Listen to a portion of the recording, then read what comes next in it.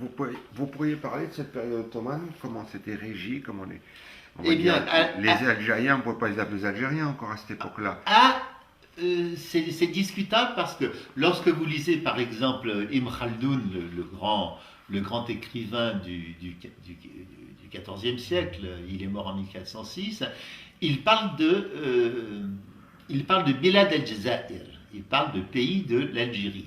Bon, alors est-ce que ça veut dire dans son esprit le pays de Al-Jazair, des îles, c'est-à-dire d'Alger? Non, il semble que c'est quand même l'ensemble de l'Algérie.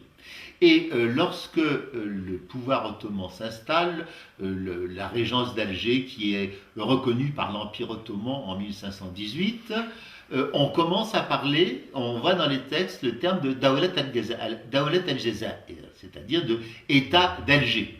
Mais est-ce que c'est Alger ou l'Algérie? On ne le sait pas. Mais je rappellerai qu'il y a aussi plusieurs hypothèses sur les origines du mot Alger. Pour certains, c'est le terme arabe Al-Jazair, puisqu'il y avait des îlots au large d'Alger. Mais les Berbères ont une autre hypothèse. Ils estiment que ça vient de Désiri, qui signifierait, paraît-il, le clair de lune en berbère. Comme je ne connais pas le berbère, je ne peux pas vous le dire, mais je vous donne l'hypothèse. Voilà. Bon. En tout cas, dans les textes en arabe, on parle de Al-Jazair, on parle de Dawlat al-Jazair, et en 1613, pour la première fois, il y a un Français qui écrit dans un texte qu'il y a des Algériens. Il dit il emploie le terme d'Algérien.